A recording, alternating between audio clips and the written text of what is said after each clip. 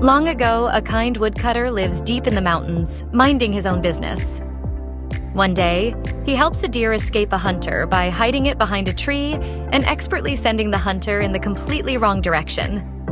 The deer, grateful for its undeserved second chance at life, decides to repay the woodcutter. Not with gold, not with wisdom, but with arguably the worst dating advice in history. "Wanna marry a fairy?" The deer asks, as if this is a normal topic of conversation. "Easy. Just steal her wingsuit while she's bathing. She can't go back to heaven without it." The logical response would be, "Why do you know this?" Or even, "That sounds like a crime." But the woodcutter? He nods like he's just been let in on the greatest life hack of all time. Fully committed, he sneaks over to the fairy's pond, snatches a wingsuit, and stands there, waiting for his future bride to realize she's been absolutely played. The unlucky fairy? That's our female lead. Fast forward to the present. Flashing lights, camera shutters, and an overwhelming wave of admiration. She's not just beautiful, she's breathtaking, the kind of star who trends without even trying. Cheon Moran, the actress everyone is talking about, the frontrunner for this year's Best Actress award. The woman who seems almost too perfect to be real. And ironically, everyone keeps calling her heaven sent. They have no idea how right they are. December 31st, 2022, 2 hours before the new year. A diner full of people raises their glasses in a toast. Cheers erupt, voices overlap, and the whole place buzzes with excitement. Just another normal night. Outside, the streets are packed. People chatter about everything and nothing, enjoying the last hours of the year. It's noisy but peaceful. That is, until phones start going off. One, then another, then nearly everyone's. The beeping and buzzing spread like a chain reaction. The message is from the Seoul Metropolitan Police Agency's Goblin Countermeasure HQ. Live terrorist attack at the Hyobin building on Hyobin Rodeo Street. Evacuate immediately. The energy shifts in an instant. People glance around in confusion. Panic sets in. But where exactly is the Hyobin building? The crowd mutters and debates until someone spots it. A towering structure looms in the distance. Then come the sirens. Rumbling shakes the streets. The police rush to contain the scene while curious bystanders gather, desperate for information. Whispers spread. Someone says detectives mentioned 10 casualties already. No suspect caught yet, but the authorities think it's just humans. Of course, ordinary people can't tell the difference between a human and a shape-shifting goblin. One man in the crowd loudly blames the police, ranting about their incompetence and demanding they wipe out all the goblins. Mid-rant, he bumps into someone. The dude is hard and it's almost like hitting a wall. The guy who bumped into the angry dude quickly apologizes, says he's in a hurry, and dashes off. The angry dude blinks, stunned. That guy looked like a celebrity. Sharp features, perfect hair, the whole package. Why does someone that pretty even work out? Back at the crime scene, another body is being carried out. This one's from the 3rd floor. The burn marks say fire, but the wounds say goblin. More bodies keep coming. One of the officers sighs, wanting to leave. His sister is about to win a major prize, and he'd really like to be there. But he's stuck. Someone important hasn't arrived yet. Then he turns. And there he is. Team leader Sa Jeha, the ridiculously good-looking guy from earlier. Our male lead knows he's in trouble. He admits it before anyone can call him out. "Yeah, I was late," he says. "Couldn't find parking, so I just ran here." The other officers exchange looks. Why didn't he control the crowd on the way? Sa Jeha shrugs. People aren't scared of a car, you know. A deep sigh follows. The street is packed, the situation is getting out of hand, and now it's midnight. Our male lead steps aside, clearly not thrilled. He doesn't have the manpower for this. His emergency messages? Ignored. But then again, only a handful of people have resistance like him. Cases like his are rare, just like him.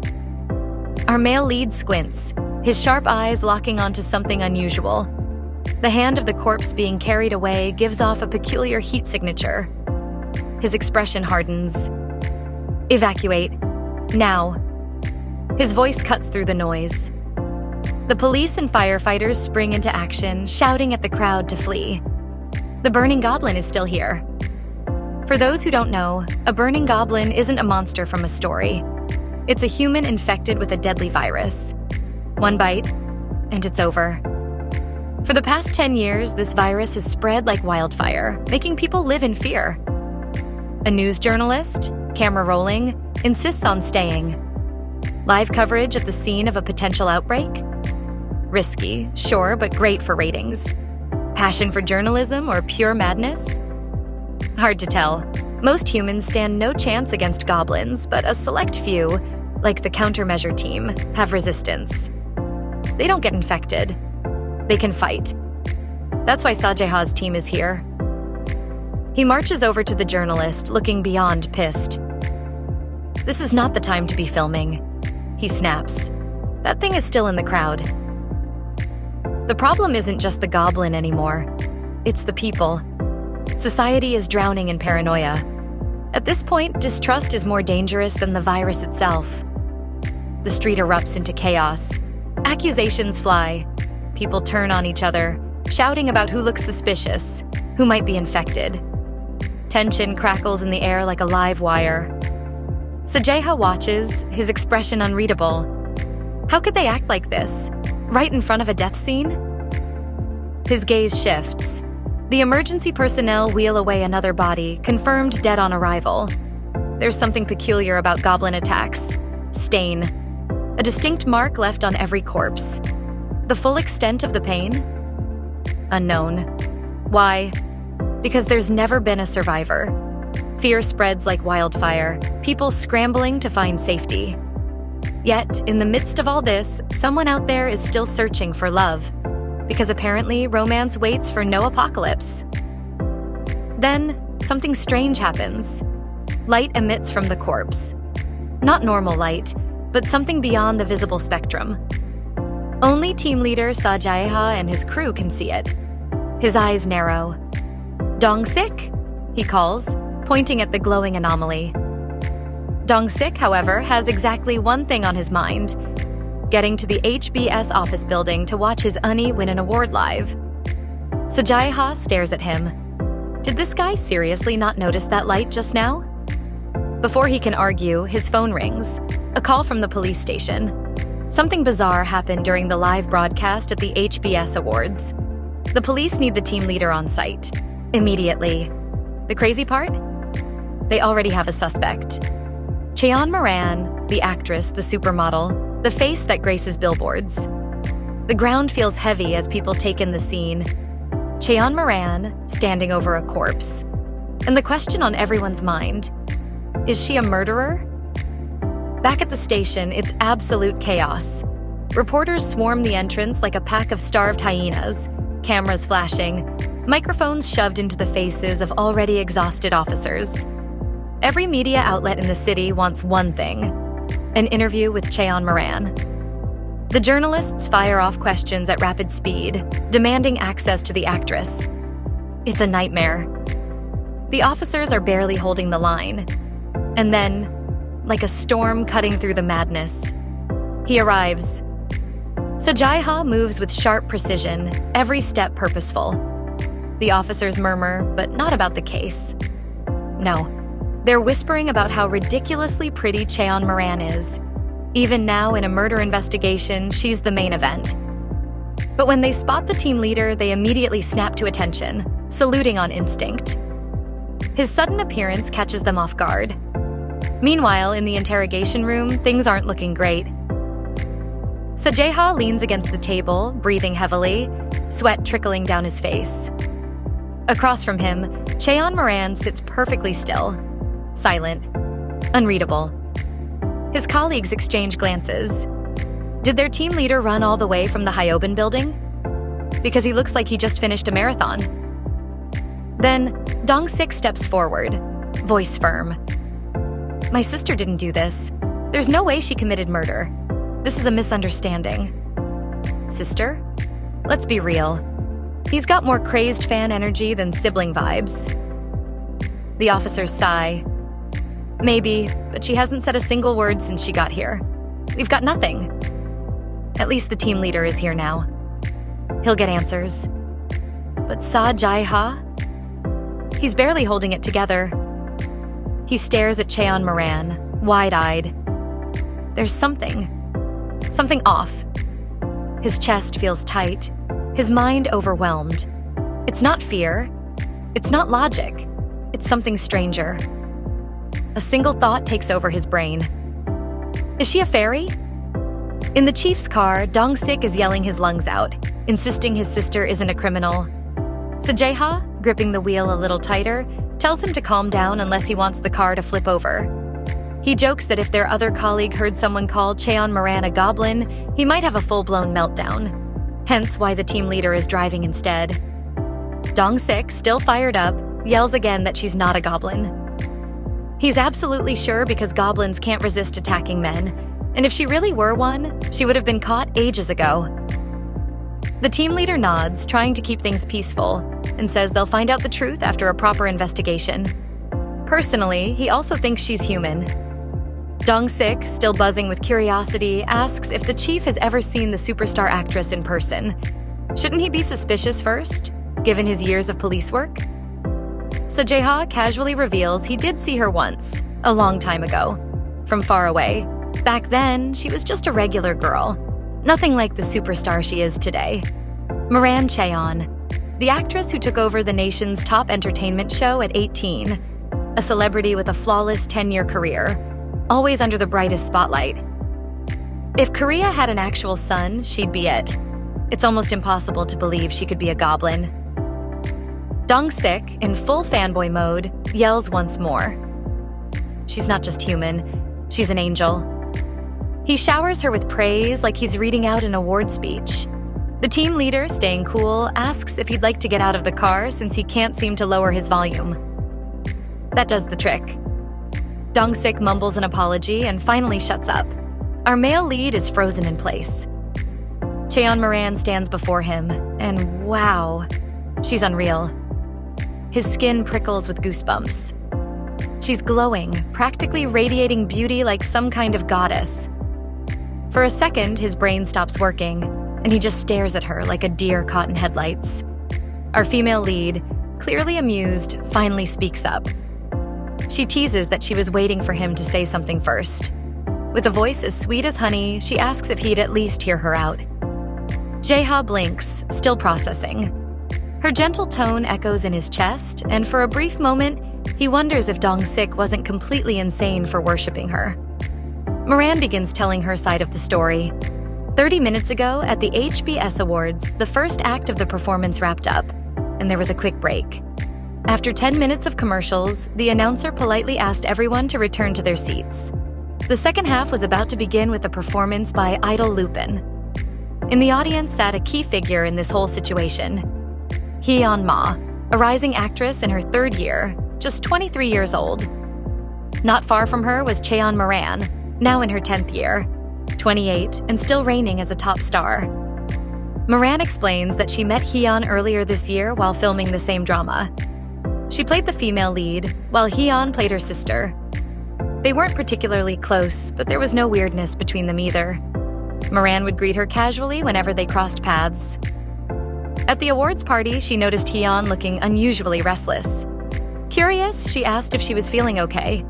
The younger actress waved it off, saying she was just a little nervous. Moran, intrigued, fixed her gaze on her. It made sense. First award shows were nerve-wracking. Even the great Cheon Moran had been shaken up during her own debut. Later that night, the two actresses coincidentally ended up on the rooftop, both having stepped out for some fresh air. The city looks stunning from up here. The night view from the rooftop is breathtaking, twinkling lights stretching as far as the eye can see. But then, in the distance, smoke. Our female lead and Hyun Ma spotted at the same time. A fire? Maybe. They can't tell for sure. A single tear falls to the ground. Sa Jeha doesn't even register it at first. He's too lost in thought, still piecing everything together. Cheon Moran, ever composed, quickly apologizes for the sudden tears and politely asks for a tissue. He remains frozen, staring into space until she calls his name again, snapping him out of it. With a quick nod, he steps out to grab a tissue from his colleagues. Just as he does, one of the officers calls him aside, his voice laced with urgency. He explains the situation. There's a massive crowd outside the station. Journalists, cameramen, YouTubers, everyone with a camera and an opinion is crowded outside, waiting for a statement. Inside, Sa Jeha instructs his subordinate. Dong-sik, go ahead and give Lady Moran the tissue she asked for. Dong-sik, ever the loyal subordinate, nods and rushes off like he's on a sacred mission. Meanwhile, another officer briefs Jeha, voice low and urgent. Everything's in chaos. On top of the media circus outside, complaints are pouring in from Moran's apartment building.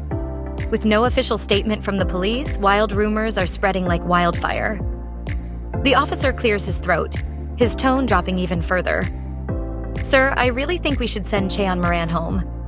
Immediately. Jeha listens carefully, tapping his pen against the desk. Then he nods. Decision made.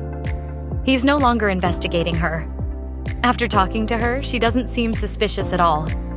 No point in keeping her here any longer. Back in the interrogation room, Dong-sik finally reaches his destination, gripping the tissue like it's a priceless artifact. He carefully hands it to Moran, who accepts it with a warm smile. Thank you, she says kindly. Dong-sik nearly ascends on the spot. And just like that, everything plays out exactly as Dong-sik predicted. He told the chief he felt sorry for her. And now, standing in front of her, he realizes he wasn't wrong. Our girl shivers slightly. It's cool out here, and she knows it'll only get colder, but she wants to stay just 5 more minutes before they head back in. Hyun unexpectedly thanks her. The sudden gratitude feels strange, so Cheon Moran turns to her, trying to shake the odd feeling creeping up her spine. Then Hyun says something even stranger. She claims it's all thanks to Moran's hard work that they're both here tonight. Her voice is heavy, weighted down by something unspoken. Moran, ever humble, brushes it off, thanking Hyun in return. She tells her she deserved this moment too. Her performance in their last film was outstanding. She assures the young actress that her future will be just fine. Hyun takes a deep breath. Then she clenches her fingers tightly, as if bracing herself. Hesitantly, she confesses she has a secret. Hyun-ma claims she saw something. Something strange. Something next to Cheon Moran. Our girl flinches. What is she talking about? But before she can even process it, her gaze drops to Hyun's hands. Stained. Then it happens. A scream rips through the night air. Hyun doubles over in agony, calling out for Moran, begging for help. And then she collapses, motionless, lifeless. In seconds, people rush to the rooftop, drawn by the commotion. The scene is chaotic, gasps and horrified whispers filling the air. And then the question, over and over again from every direction. Did Cheon Moran kill Hyun-ma? Our female lead is still in shock. It happened so fast, right before her eyes, yet somehow she's the one being accused. The media will eat this up. Anyone who wasn't there will see the news and assume she did it. Our female lead knows how terrifying goblins are. She's always believed in getting rid of them. But she never thought that belief would come back to haunt her like a bad joke. Sa Jeha listens silently, letting her speak. He understands the rules well. Goblins must be eliminated immediately on sight. But if there's any doubt, if evidence is lacking, the suspected goblin must first be captured and transported under heavy security. Armed guards, electric wiring, the whole deal. No exceptions. Not even for the mighty Cheon Moran. With so many witnesses present at the awards ceremony, Moran isn't just a beloved actress anymore. In the public's eyes, she might have become something else entirely. Our male lead can't stop thinking about that. Maybe the chief is under some kind of spell. The spell of Cheon Moran's beauty. From the moment our guy saw her, it's like his brain rewires itself, convincing him she must be innocent. His colleague, however, doesn't quite understand. Is the chief really feeling sorry for her? Or is he just dazzled? Meanwhile, an officer is on a call with his furious boss, trying to calm him down. It's not working. The boss shouts, demanding that the interrogation end immediately. Moran has to be released. Right now. Turns out the chairman of HB Group personally called, ordering her release. That's not normal. The boss, now panicking, asks who's handling the case. When he hears it's Sa Jeha, he goes quiet for a second and then orders the officer to handle it carefully. If Jeha doesn't comply, things could get dangerous. Now, standing face to face with Jeha, the officer hesitates. For some reason, the team leader isn't against it. He's even eager to let the superstar go. He wonders, does the chairman personally intervene for any actor under their affiliate company, Heaven Entertainment? Or is this special treatment? The real question is, who is Cheon Moran? Back in the interrogation room, our female lead notices blood in her palm. She quickly wipes it on her red gown, trying to keep it hidden. Her eyes glow faintly, and she struggles to keep herself together. The clock is ticking. 29 minutes until the new year. Something's happening. Something she might not be able to stop. Is Cheon Moran really a goblin? What happens if she isn't released in time? Too many questions and no answers. It's a beautiful night out in the city. At HB Electronics, President Shin Hee-ryong sits at her desk, making a call when the door creaks open. A young man steps in, but she barely glances up. She's in the middle of an interesting conversation, talking about HB Group's affiliate, Heaven Hotel, hosting a VIP sunrise event for New Year's. It's supposed to be poetic.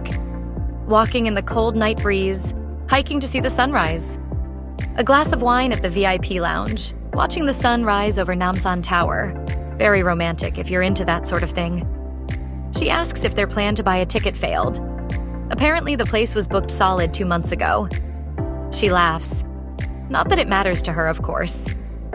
Before ending the call, she wishes the chief a happy new year and casually mentions she's already made room for him at the event. The young man finally speaks, asking if she's doing all right. A major event like this, with top officials attending, must be stressful. She shrugs, saying all the pageantry is necessary. It's not just the commissioner coming, there's the chief and other big names. Basically, it's not just any casual New Year's hangout. She takes a sip of coffee, fully awake and already mapping out her next steps. The lounge is her next stop. He assures her he'll contact the hotel in advance, but then she drops something unexpected. Have HB Hospital prepare the special ward before daybreak. For VIPs. VIPs? Getting admitted before anything even happens? It sounds like she's predicting a disaster before it even starts. She sets down her cup just as her secretary delivers an update. They've selected 6 security personnel, all with special forces backgrounds. Supposedly, these guys have the highest resistance to goblins, making them the best fit for the job. 4 are originally assigned to her, 2 to actress Cheon Moran. She studies the file for a moment, then makes a decision. Split them evenly. 3 each. The plan kicks off at sunrise. No one knows what might happen to Cheon Moran, but one thing's clear. They need to prepare for the absolute worst. Back at the station, things have finally calmed down. Cheon Moran's stylist and manager are so overjoyed to see her that they're practically drowning in tears, screaming her name like she just won an award. She stares at them, completely stunned. The 2 of them rush toward her, pelting her with questions like they're in an interrogation room. It's obvious they've been worried sick. Luckily, Cheon Moran managed to dodge the reporters by sneaking out through the side door of the police station.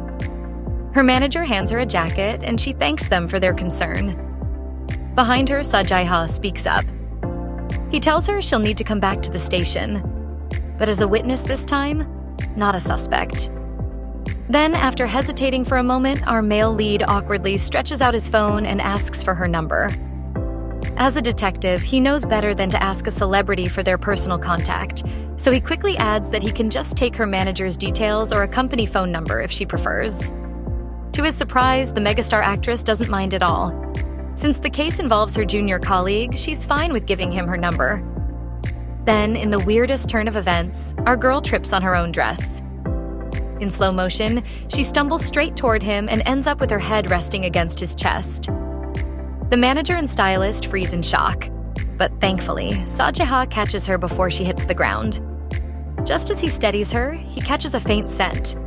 Something sharp, something metallic, like blood. Or is he imagining things? Cheon Moran suddenly asks if they've met before tonight. It's such a random question that Sa Jeha is caught completely off guard.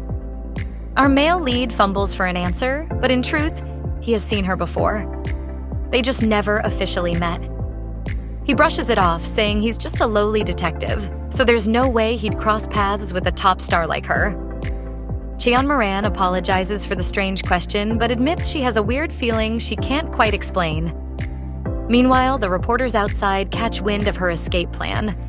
Some already suspect she slipped out the back, and now the whole swarm is making a beeline for the area. Time to move. Fast. The clock ticks down, and the new year creeps closer. It's 15 minutes left in the year. Inside the station, Sa Jeha wishes his colleagues a happy new year as he heads out. Dong-sik, ever the emotional one, thanks the team leader with actual tears streaming down his face. Out in the streets, Sa Jeha walks on and on. Something about where he's going doesn't sit right with him, but it's only 15 minutes on foot, so he figures he might as well get some exercise. The chilly wind stings his face, snapping him back to reality.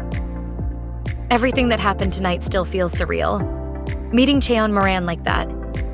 So sudden, so strange. Are all actors like that? Even when she was crying, our girl's presence was impeccable. It wasn't until later that he realized he'd been completely mesmerized. Cheon Moran didn't look human. That's how strikingly beautiful she was in person. She carried an aura like a rare painting, something untouchable, something protected. Our male lead shakes his head, trying to clear his thoughts as he continues walking. There's too much to settle, and he's already exhausted. Maybe he'll do some stretching once he gets home. Then, something catches his attention. It's a familiar feeling, something Sa Jeha sensed near the broadcasting station earlier. Given the timing, it must be connected to the award ceremony. If they can figure out how these two locations are linked, they might just get closer to catching the real culprit. A thick cloud suddenly surrounds him, and it looks exactly like the one from before. Then, a scream, a really sharp cry, echoes from a corner up ahead. Without a second thought, he bolts in the direction of the voice. As our guy runs, he checks his jacket and realizes something crucial: no gun. The evil spirit countermeasure team is allowed to carry weapons outside of work, but because of the interrogation earlier, he left his holster behind. And then he sees it. Something really shocking. Miss Cheon Moran is in an alley, absolutely wrecking a man. It's not even a fight. It's a one-sided beatdown. The poor guy is on the ground, begging for his life, voice shaking, face swollen to the point where it's hard to tell where his nose used to be. She's hit him so many times that her own knuckles are bruised, but she doesn't stop. Not until she notices him. Sa Jeha stands frozen. He wasn't expecting to stumble into a crime scene tonight, and yet, here he is. Moran exhales, a long, tired sigh, then lets go of the battered man like he's just an inconvenience. The air shifts, eerily calm, like a storm is brewing. She lifts her cigarette to her lips, takes a slow drag, then flicks the smoke away with a lazy wrist. That's when she finally speaks. "You're making this really difficult for me." Sa Jeha blinks. What? Did he hear that right? She steps on the cigarette, crushing the embers beneath her heel, then starts walking toward him with the kind of confidence that makes his stomach drop. "It'd be such a shame to ruin a pretty face like yours." "Excuse me? What does that even mean? What is she planning to do?" His wristwatch ticks. Midnight. The 1st of January. And then, "It's always the same," Moran mutters, voice dripping with frustration. 1,000 years, and these bastards still think stalking is a default setting. 1,000 years? Jeha's brain short-circuits. Moran isn't just furious. She looks done. And then it happens. A glow flickers to life in her palm, faint at first, but growing stronger with every step she takes toward him. His instincts scream at him. This isn't normal. This isn't just some actress with anger issues. Cheon Moran isn't human. She never was. 10 years ago, Sa Jeha sits across from his best friend looking dead serious. I've been seeing weird things lately. Gunmin barely glances up. That's puberty, man. Acne, voice cracks, weird thoughts. It happens. Jeha shakes his head. No, dude. I mean really weird things. Now he has Gunmin's attention. Like what? Jeha leans in. When I'm in a crowd, some people, they don't look right. Like they're possessed or something. Gunmin stares at him, waiting for the punchline. It doesn't come. Jeha continues. It's not the first time either. When I was a kid, I saw something in the warehouse behind my house. I thought it was an animal, but it wasn't. I was too young to care back then. He exhales, rubbing his temples. But now, it's different. Gunmin watches as his friend's expression darkens. Just the other day, I came home from school, Jeha says, voice quieter now. And I saw something in my house? Gunmin frowns. What was it? Jeha hesitates, jaw tightening. I don't know, but it wasn't normal. Gunmin is now officially freaked out. Bro, are you okay? Like, mentally? Jeha swears he's not losing it. He describes how a green, smoky thing crawled out of a corpse. And whatever it was, it's still around. Gunmin processes this for a second and comes to a very scientific conclusion. You need help. So Jeha, frustrated, starts throwing out questions. What if it's a disease? What if it's a sign the world's ending? What if he's the only one who can see it for a reason? Gunmin sighs, slaps a hand on his friend's shoulder, and makes a big decision. All right, listen. I'm the smartest guy in school. I'll just become a doctor and fix whatever's wrong with your brain. Sa Jeha groans, the world might be doomed. And this is the best his so-called genius friend can come up with? The following year, Gunmin gets into medical school, and it's not the dream life he imagined. Turns out, getting only 4 hours of sleep a night isn't as fun as it sounds. Meanwhile, Sa Jeha? He gets kidnapped by the government, more or less. Apparently, his resistance to ghost energy makes him valuable, so they throw him into the national team. He doesn't get much sleep either. 2 best friends, 2 different paths. Over time, Jeha's so-called crazy phase doesn't go away. If anything, it gets worse. He sees even more things now, and they're starting to overwhelm our male lead. Just when he thinks life can't get any crazier, he meets her. Cheon Moran. She storms toward him, radiating pure rage, ready to erase him from existence. Sweat beads gather on Sa Jeha's forehead, but all he does is call her a fairy. She stops, eyes widening in shock. Say that again. Jeha is alarmed. Whatever this lady is, she's not human. And it's his job to take down anything that isn't. Team leader Sa Jeha reaches for his taser, ready to end this quick, only for our female lead to shoot some kind of beam from her hands. His arms are glued to the wall and his taser clatters to the ground. Say it again, Cheon Moran demands. Jeha's not listening. His battle instincts kick in. He just needs to get free and end this. But then, she turns away, focusing on the guy she was beating up. Big mistake because Sa Jeha breaks free and lunges, locking her in a chokehold. Our guy was forced into detective work because of his inhuman strength. And right now, he's using every bit of it. Cheon Moran is dangerous. He has to take her out before she causes more damage. But then, his eyes flick to the man on the ground. Not a man, but a goblin. The devil energy he sensed. It wasn't from her. It was from the one she was attacking. It hits him like a truck. If she's not the one leaking devil energy, then what exactly is Cheon Moran? The moment Cheon Moran's hand touches his arm, fire erupts. Jeha screams. The heat is unbearable. searing straight through his skin. He jerks back, but the pain lingers, spreading like wildfire. Moran, meanwhile, tilts her head, looking completely unbothered. Wow, you're the first guy to ever try a chokehold on me, she muses, almost impressed. Jeha, gritting his teeth, can't believe what just happened. She broke his grip. His wrist is loose. How? Before he can even process it, she smirks. I'll show you something cool. Number absolutely not. Every instinct in his body is screaming, no thank you. But before he can voice his refusal, flash. A blinding light engulfs everything. When his vision clears, he's standing alone. 2 patrol officers approach, their faces full of confusion.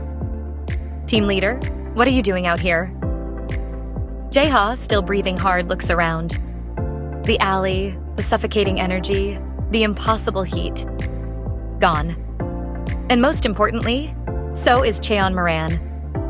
The officers exchange looks. We thought you were some crazy drunk. You okay? Jeha turns purple with confusion. Alone? Just a second ago, he was in the middle of a fight. Now he's got nothing. Was it real? Did she do something to him? One officer taps his shoulder. Hey, sir. Our guy jolts, snapping out of his thoughts. The officers stare. They've never seen their team leader like this before. Sa Jeha is frustrated. Nothing makes sense. Up above, perched on a nearby rooftop, Cheon Moran watches him. Her red gown flutters in the wind, and a cheeky smile plays on her lips. Sa Jeha is onto her, and our female lead definitely noticed him too. On December 31st, while the world is busy counting down to the new year, a live broadcast drops the kind of bombshell that makes even the fireworks look dull. Top movie star Cheon Moran is a murder suspect. The internet does what it does best: lose its collective mind. Every site, every portal, every social media feed is drowning in theories. Some people are analyzing pixelated screenshots like forensic experts, while others are just here for the drama. Either way, it's chaos. By 9 a.m. on January 1st, the news is unavoidable. Someone was murdered at an awards ceremony right after the countdown. Not exactly the New Year, New Me vibe people were going for. But the juiciest theory? Cheon Moran did it. Is there actual evidence? Number? But is that stopping anyone? Also number. Because let's be real, a scandal like this is the kind of entertainment nobody admits they want, but everyone absolutely does.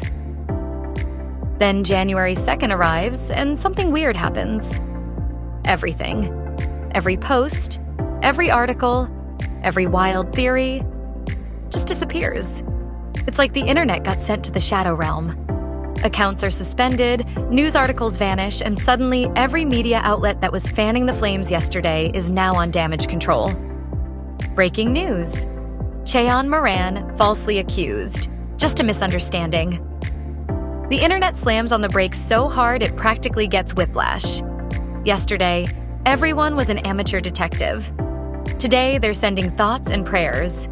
And just when people are trying to process the world's fastest PR cleanup, another update drops. Cheon Moran collapses from stress and is rushed to Hyoban Hospital. Now the mood shifts again. Yesterday, this was a crime thriller. Today, it's a heartbreaking drama. What's next? A shocking twist? A secret twin? Aliens? At this point, anything feels possible. At the station, chaos is in full swing. The top officials are losing their minds. How did they end up dragging in the Cheon Moran? Who thought it was a good idea to accuse a superstar of murder? And seriously, how is the superstar supposed to have taken someone out during a live broadcast break? The boss is fuming. One of the Goblin Task Force reps, clearly unfazed, points out that Goblin-related cases are always weird. So why is everyone acting surprised today? Nobody cares. The media's breathing down their necks, the public is losing it, and the task force is looking like a joke. The boss wants this case shut down.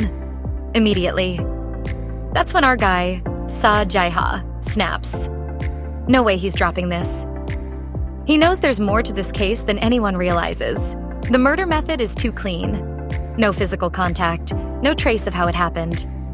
It's nothing like what they've dealt with before. And if Jeha is right, this could be Cheon Moran's doing.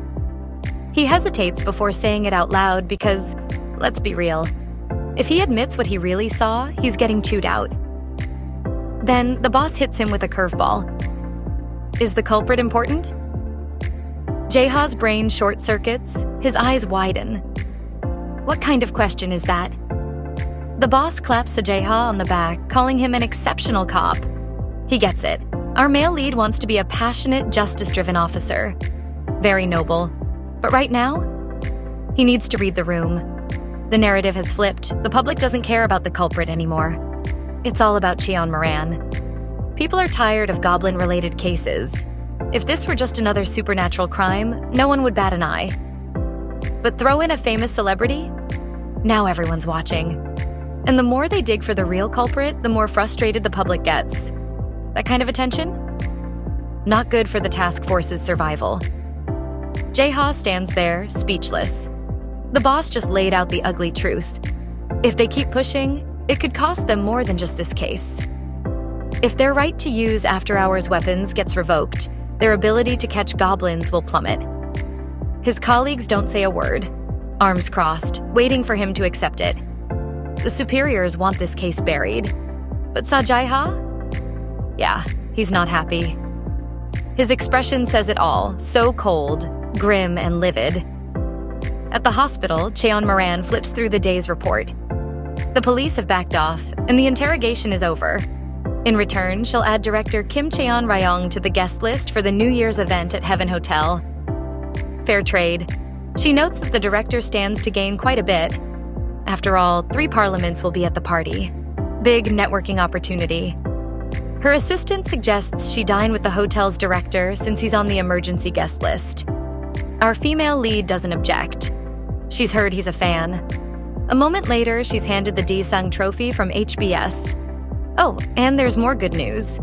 The broadcaster is planning a 20-minute special about her next week as an apology. At this, Cheon Moran breaks into a wide smile. Her assistant is doing great work. She casually remarks that the 30 years she spent raising this person have been worth it.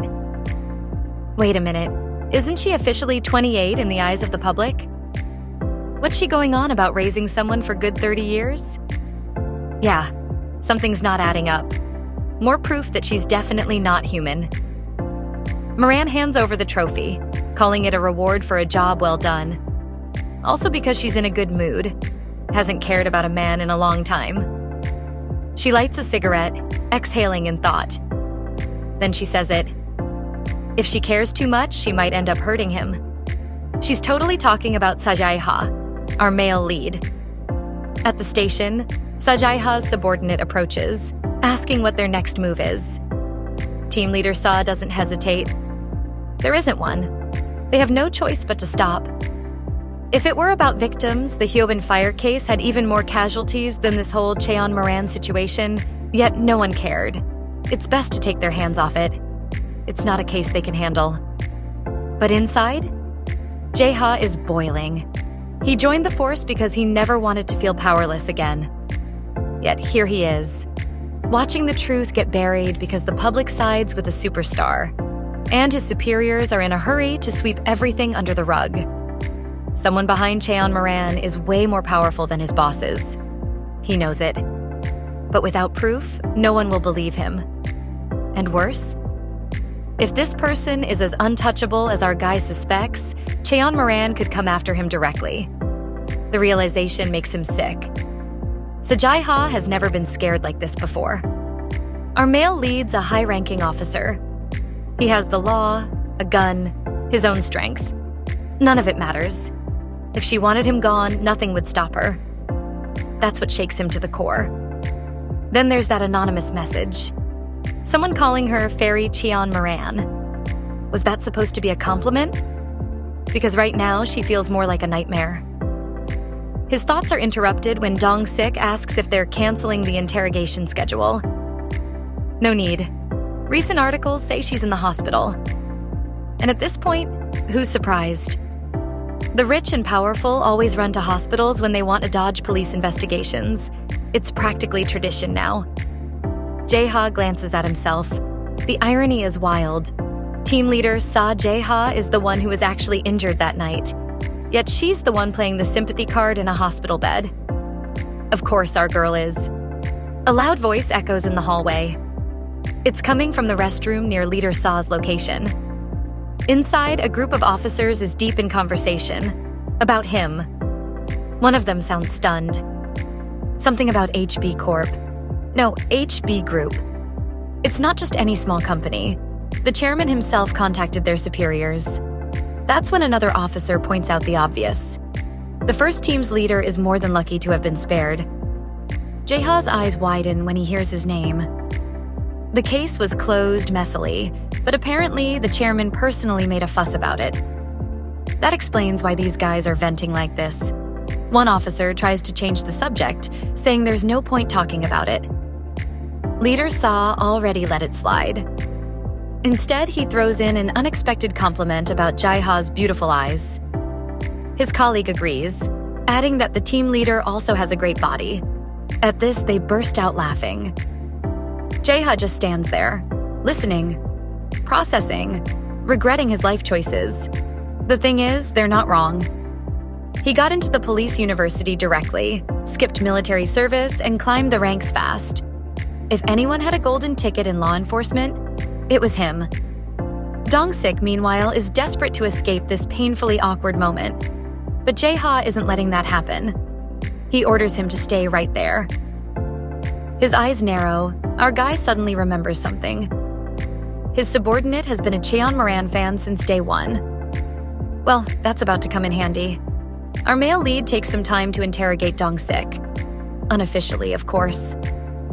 There was a rumor a few years back about Cheon Moran's fan sign event. Something about her apartment being registered under President Shin Hae-ryong's name. That same apartment building? Owned by HB Construction. Apparently, people have spotted Cheon Moran and President Shin together.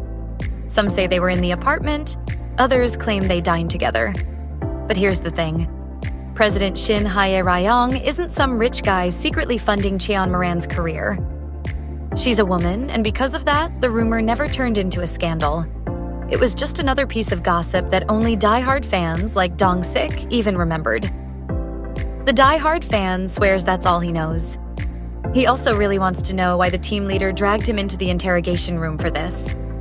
Jeha just smirks. It's all theatrics to adjust the mood.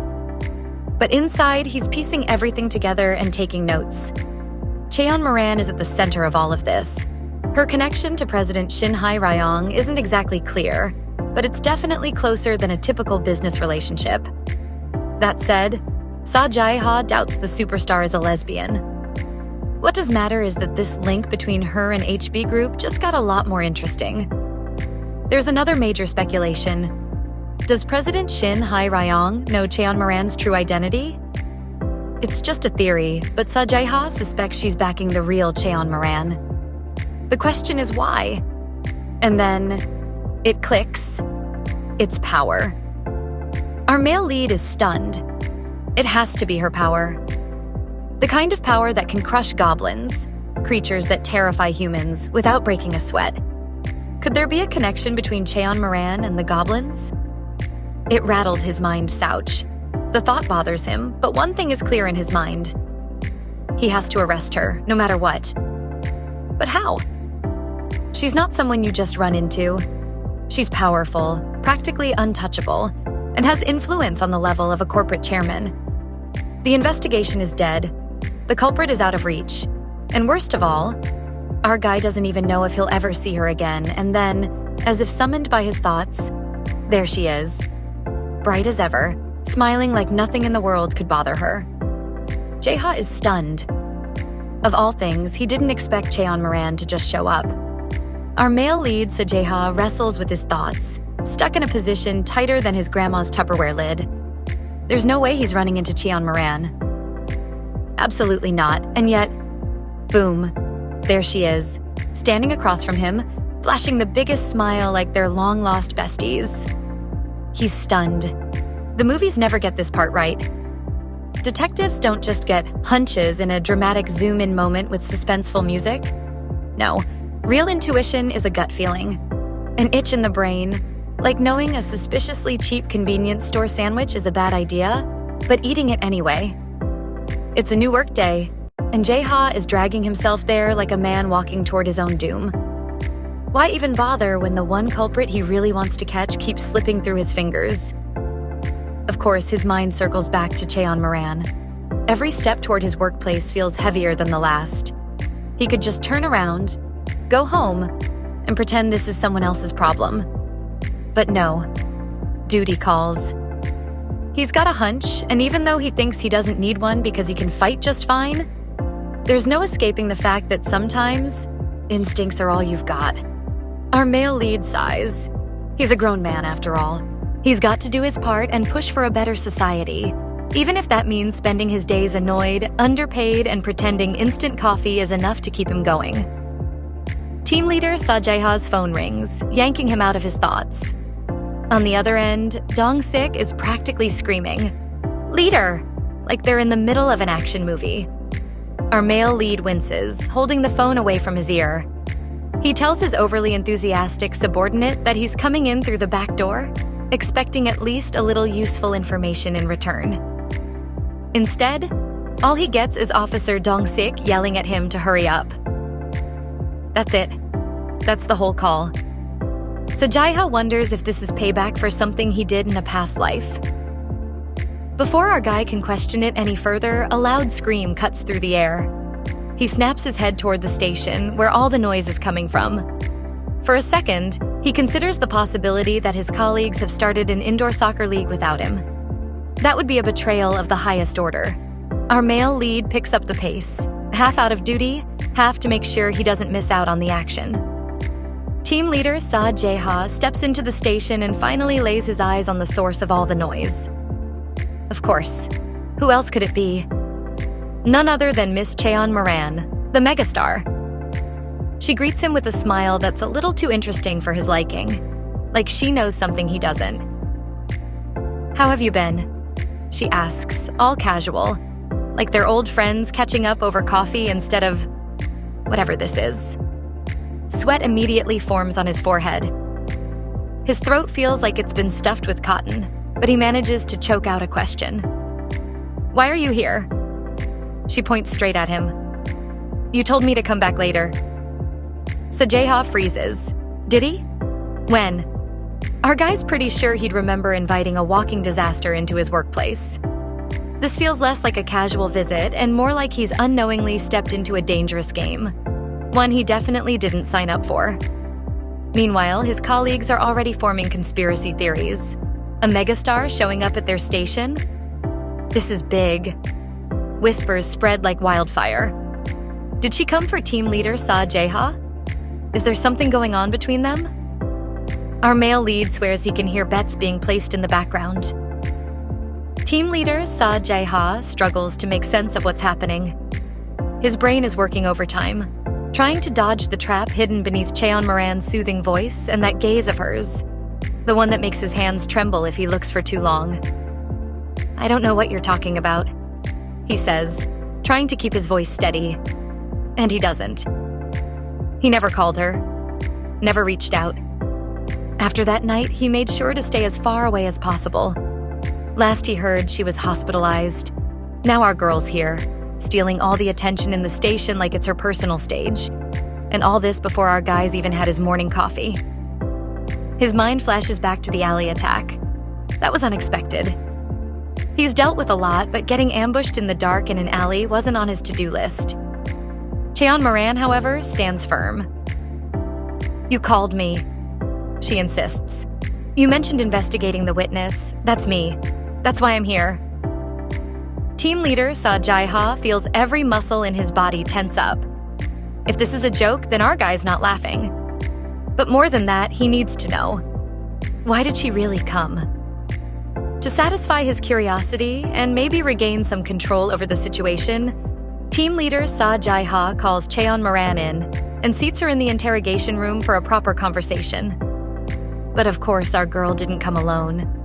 Because why would anything be easy? Beside her sits Lee Yu-young, her lawyer. The moment they settle in, the lawyer asks for a full update on the case. Jeha's expression darkens. That's not what he expected. Our male lead was under the impression that Cheon Moran came here of her own free will, maybe because she had something to say.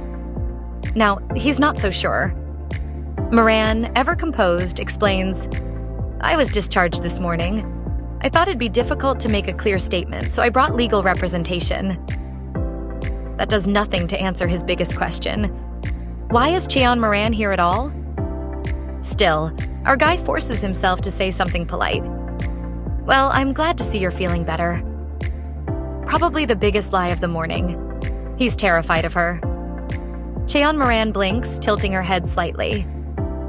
"Are you worried about me?" Team leader Sa Jeha swallows hard. Our male lead doesn't like the way she's looking at him. This woman is way too good at making him uncomfortable. Team leader Sa Jeha keeps his face blank, showing no emotion. But internally, he's questioning everything about Cheon Moran. What exactly is wrong with this woman? Meanwhile, her lawyer, Lee Yu-young, sits in silence, watching the two of them like she's accidentally walked into a drama she wasn't cast in. There's something in the air. An odd tension she can't quite put her finger on. Outside the interrogation room, Dong-sik sits in a chair, hands clasped together in deep concentration. His colleague walks up, eyebrows raised. "What are you doing?" Officer Dong-sik sighs dramatically.